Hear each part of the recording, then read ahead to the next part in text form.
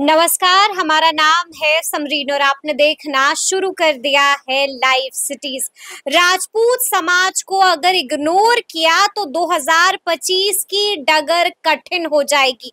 ये बातें कही हैं आनंद मोहन ने। देखिए, आपको बता दें कि आनंद मोहन से एक्सक्लूसिव बातचीत की है हमारे सहयोगी सौरभ ने, और उस बातचीत के दौरान आनंद मोहन काफी बमक गए थे। आनंद मोहन को काफी गुस्सा आ गया था और आनंद मोहन ने उस बातचीत के दौरान जेडीयू को और बीजेपी को चेता भी दिया था। तो अब आप सोच रहे होंगे कि ऐसा क्या कुछ हो गया है, तो आज हम इसी सियासी मुद्दे पर सीधी बातचीत करेंगे सीनियर जर्नलिस्ट अरुण पांडे जी से।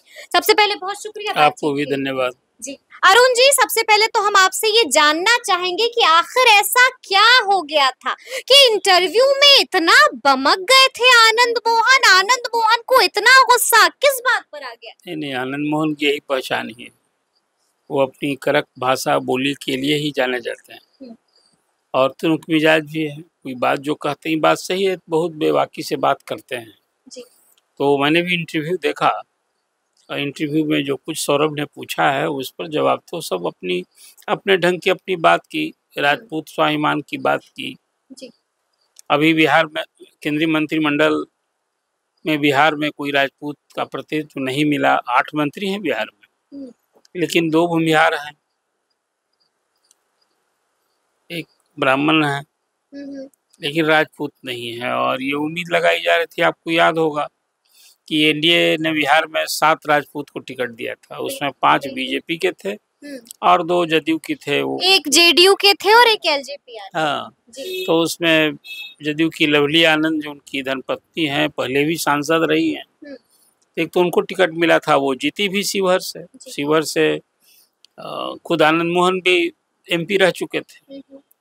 और उधर फिर देखा आपने कि लोजपा से बीना देवी वैशाली से जीती और 5 जो राजपूत जात से बीजेपी ने टिकट दिया था उसमें 2 लोग हार गए, यानी कि 3 जीते 3 जीते जी। अब उसमें 3 जो जीते स्वाभाविक रूप से उन्हीं में से किसी को मंत्री बनना था। तो राधा मोहन सिंह और जनार्दन सिंह सिग्रीवाल और राजीव प्रताप रूढ़ी, ये 3 नाम उधर से थे। तो ये सभी जो घटक दल थे उनके लिए कौन दल से कितना मंत्री बनेगा वो तय हो गया था।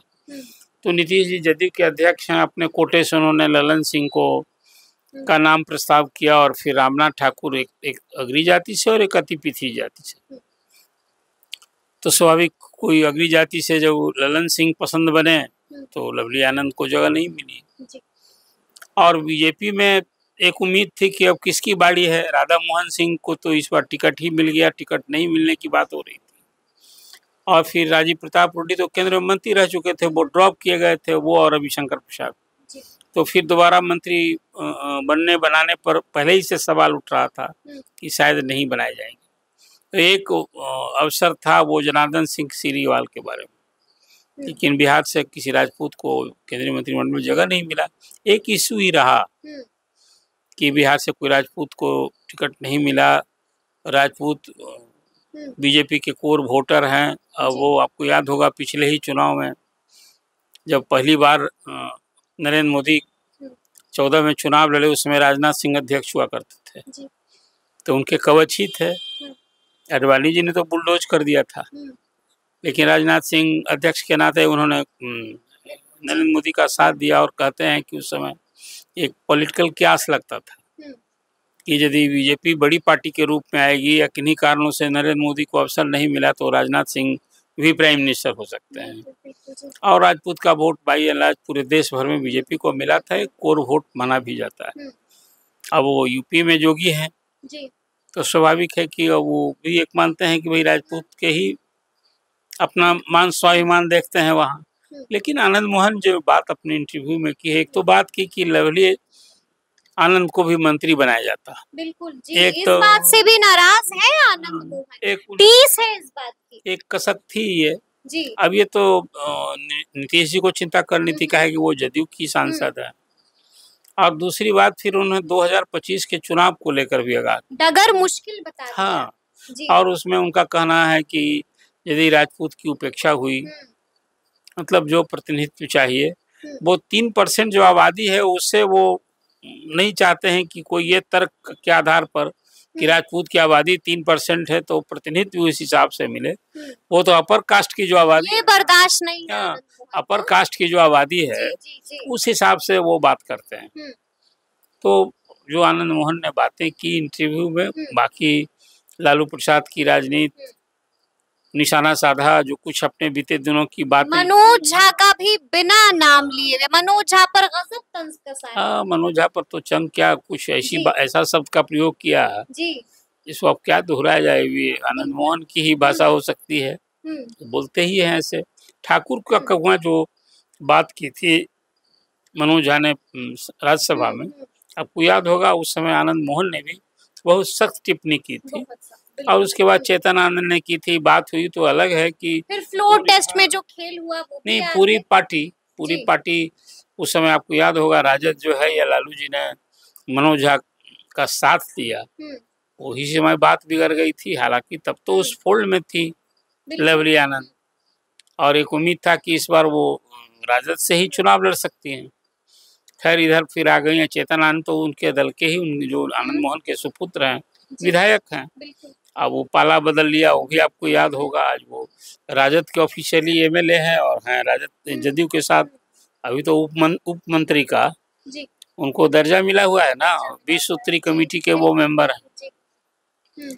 तो कुल मिला कर आनंद मोहन की एक पहचान है बिहार की राजनीति में। आपको याद कीजिए वो 90 का दौर, जब लालू प्रसाद का शासन था, और उस समय जो भी कानून व्यवस्था को लेकर या जो लालू प्रसाद की राजनीति थी, पिछड़ों की राजनीति, आनंद मोहन किस ढंग से उभरे थे। बिल्कुल। अच्छा, हम आपसे ये भी समझना चाहेंगे अरुण जी कि क्या वाकई में अगर 2025 में राजपूत समाज को उचित सम्मान नहीं मिलता है, अगर इनको इग्नोर कर दिया जाता है, तो इसका भुगतान भरना पड़ेगा एनडीए? नहीं, देखिए, अगर मगर पर कोई बात होती है, अभी अब आनंद मोहन कह रहे हैं उस पर, यदि ऐसा होता तो ऐसा होगा।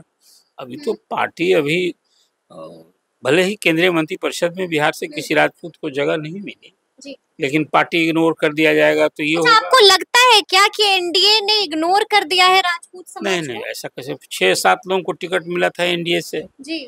अभी बीजेपी जो 17 सीट की लड़ी, उसमें 10 तो उसमें अपर कास्ट के लोग थे। आप अभी आपने कहा 5 उसमें राजपूत मिले, 17 में 5 थे राजपूत, तो इग्नोर कहाँ से हुआ? बात तो हो रही है कि लवली आनंद को वो केंद्रीय मंत्रिपरिषद में वो जगह की बात कर रहे हैं। रही बात की टोटलिटी में आप बात करेंगे तो बीजेपी ने 5 सीट दी, जदयू ने भी सीट दी, 16 सीट लड़े। और पहले से देखिए कहाँ मुसीबत कहाँ थी। मुसीबत थी कि दोनों सीटिंग में था, 39 एमपी थे, तो किसी को काट करके किसी को तो किया ना एक जगह प्रयोग, कविता सिंह को बैठा दिया, विजय लक्ष्मी को दे। विजय लक्ष्मी तो पिछड़ी जात की ना है, कुशवाहा जात की है, तो सीटिंग गेटिंग के हिसाब से किसको कटता है। इसीलिए मैं मानता हूं कि एनडीए में तो पूरी बीजेपी अपर कास्ट के लिए और नीतीश जी पिछड़ों के लिए, दोनों मिलाकर यही ना सामंजस्य करके राजनीति होती रही है।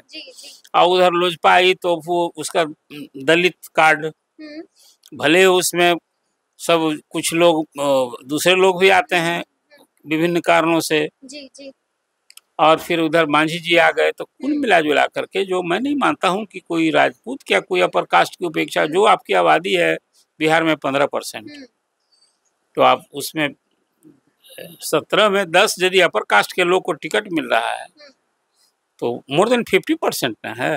तो उपेक्षा की बात तो हाँ, अपनी बात तो ठीक है, आनंद मोहन ने जो अपनी बात की है, अपनी बात रखी है, और जेडीयू और बीजेपी को भी आगाह कर दिया है, चेतावनी दिया है। वो नीतीश जी को सोचना आगाह किया तो ठीक है, अपनी बात तो वो रख रहे हैं, यही तो उनकी आगाह भी कर दिया ना कि 2025 में नुकसान भुगतना पड़ सकता है, डगर जो है वो मैं तो देख रहा था। हाँ, ये भी कहा उन्होंने, खास साथ में ये भी पूछा कि भैया आप इधर कि उधर, कहा किधर, मैं जहाँ हूँ वही हूँ।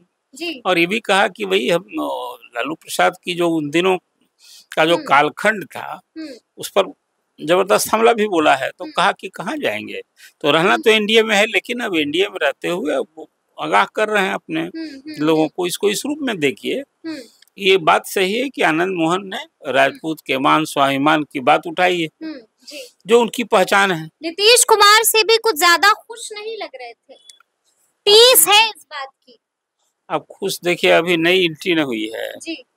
साथ भी रहे हैं, कभी खिलाफ भी हुए हैं, इसलिए मैंने कहा कि आनंद मोहन की एक अपनी और अब तो टीस भी है कि लवली आनंद को केंद्रीय मंत्री क्यों नहीं बनाया। अब तो बताया 2 ही मंत्री बनाना था, वो तो देखिए उस समय होता 3 चाहिए, कैबिनेट चाहिए, तो नीतीश जी समझौता ना कि एक ही कैबिनेट मिला, एक राज्य मंत्री मिला, उसमें तो 3-4 की बात हो रही थी जी। तो जब मिला 2 तो नीतीश जी ने उसमें देखिए कौशलेंद्र भी है नालंदा से, नीतीश कुमार के सुजातीय हैं, वे चौथी बार हो गया, कहाँ अवसर मिला। अभी देखिए वहां से इस बार अति पिछड़ों को संसदीय दल के नेता कौन बने, ललन सिंह की जगह दिलकेश्वर कामत बने हैं। तो पार्टी में जो कुछ आजकल तो कास्ट का बड़ा वैल्यू न हो गया है, तो उसके हिसाब से जगह मिली। हाँ ठीक है कि बिहार से कोई राजपूत को केंद्रीय मंत्री परिषद में जगह नहीं मिली। राजकुमार सिंह कैबिनेट मंत्री थे, वो चुनाव हार गए, तो कोई एक पसंद बनता तो उसमें अब चर्चा तो ही थी कि बीजेपी अपने कोटे से सिग्रीवाल को बना सकती है, तो सिग्रीवाल को ये टीस होगी तो भी है। लेकिन आनंद मोहन जी जो कुछ कर रहे हैं वो वही अपने स्वजातीय लोगों के मान स्वाभिमान, राजनीति में हिस्सेदारी, दबदबा, अभी रूलिंग कास्ट न है, तो चुप बैठने वाला तो कौम नहीं न है। ये आनंद मोहन उसी आवाज को बुलंद कर रहे हैं, इसको उसी आवाज को बुलंद कर रहे हैं। तो हम आपसे ये भी समझना चाहेंगे थोड़ा सा अरुण जी कि अगर वाकई में राजपूत समाज को इसी तरह से इग्नोर किया गया जैसा कि आनंद मोहन बोल रहे हैं, तो क्या लगता है आपको 2025 में कहीं राजपूत समाज एक तरफा जो है वो महागठबंधन के साथ तो नहीं ना चला जाएगा, कहीं तेजस्वी यादव को मुख्यमंत्री तो नहीं बना देगा? नहीं देखिए, ये भी कहा आनंद मोहन की बात को एक टुकड़ा एक और उसमें ये बात कही आनंद मोहन ने कि भाई हम कोर वोटर्स हैं, किसी के तो बंधुआ मजदूर नहीं ना है, गुलाम नहीं है। हाँ जी, तो ये बात भी की, लेकिन ये भी बात कही तो चला जाएगा क्या राजपूत समाज महागठबंधन? कहाँ जाएंगे? देखिए अब वो राजपूत तेजस्वी को मुख्यमंत्री बना देगा। राजपूत समाज की बात वो कर रहे हैं ना, वो बात कर रहे हैं, और राजपूत समाज उनके डिक्टेशन पर चलता है, ऐसी बात है क्या? ऐसी बात यदि है तब तो आप जो सवाल कर रही हैं इसका जवाब होगा। तो ये सब कोई है जहाँ लोग लेकिन कह रहे हैं कि राजपूत समाज में नाराजगी है, नाराजगी तो नहीं, दर्द है। भैया बिहार से कोई नहीं है, यदि एक जात का 2 व्यक्ति कैबिनेट में है, कैबिनेट मिनिस्टर है, आप कोई राज्य मंत्री भी नहीं बना, तो लोग देखते हैं ना, हर समाज में एक अपेक्षा होती है। देखिए नेता कोई बिहार से बना है, पूरे देश भर के लिए मंत्री बना है, कोई जिस जात से बना है वो सिर्फ अपनी जात का तो मंत्री है नहीं। लेकिन ये सच्चाई है कि जात के लोग जो हैं वो अपना स्वाभिमान देखते हैं, कहीं कुछ वहाँ जाकर एक्सेस कर सकते हैं, यही ना होता है। जो खासकर जाति की राजनीति करने वाले नेताओं की दुकानदारी चलती कैसे है जी। अपने लोग को वो कहीं ना कहीं वहाँ दुख दर्द लेके जाता है, उसका सुनते हैं, यही ना होता है। इसीलिए जो आनंद मोहन ने बात की है, फिर वही राजपूत के मान स्वाभिमान, राजनीतिक हिस्सेदारी, इसकी बात की है, तो आनंद मोहन इसके लिए जाने भी जाते हैं। जी, जी। तो वो अपनी बखूबी जो बात, चेतन आनंद की भी खूब तारीफ की आनंद मोहन। अच्छा बताइए, बेटा है तो क्या उन शिकायत करेंगे? देखिए राजद में रहते हुए और चेतन आनंद ने एक फैसला लिया, तो लोकसभा चुनाव के पहले ये फैसला जो है वो कहीं ना कहीं माँ के लिए, पिताजी की राजनीति को और आगे कहीं यदि फोल्ड में आवे, इसी का मार्ग न प्रशस्त किया। तो बेटा चेतन आनंद है आनंद मोहन जी का, तो बेटा की सराहना नहीं करेंगे, पिता की सराहना सम्मान बेटा नहीं करेगा, ये तो कोई बात हुई। चलिए एक आखिरी सवाल है अरुण जी, क्या लगता है आपको, क्या आनंद मोहन आने वाले वक्त में कोई बड़ा फैसला तो नहीं ले लेंगे ना, कहीं सभी को चौंका तो नहीं देंगे? ये भी तो आनंद मोहन बता सकते हैं, क्योंकि आज आगाही दे दी है, चेतावनी दे दी है। इसको ये चेतावनी कोई ऐसा नहीं है कि कोई इधर उधर की बात है, लेकिन पॉलिटिक्स में कोई न अस्थायी दोस्ती न अस्थायी दुश्मनी। अभी लोकसभा चुनाव के पहले ही देखिए ना, आप याद करेंगे यदि, तो आनंद मोहन जेल से निकले तो बीजेपी पर क्या बोल रहे थे, बिल्कुल। और फिर लालू जी के साथ चले गए, फिर लालू जी के खिलाफ हो गए, नीतीश जी के बारे में क्या बोलते थे, फिर साथ हो गए। हाँ, आज तो मैंने देखा कि नीतीश जी की उन्होंने सराहना की कि भाई बिहार में जो लालू राबड़ी देवी के शासन के बाद जो तस्वीर बदली, जो कानून व्यवस्था की स्थिति थी, जो कुछ था, उसको वो उसका श्रेय दिया, सराहना की नीतीश कुमार की। लेकिन साथ ही में टीज भी बता दी। अब वो वही देखिए कास्ट वाली बात, जहाँ कास्ट की राजनीति आप कर रहे हैं, तो कास्ट की फीलिंग लोगों को ये महसूस करे कि भाई हमारी आवाज को उठाने वाला कोई है। जी।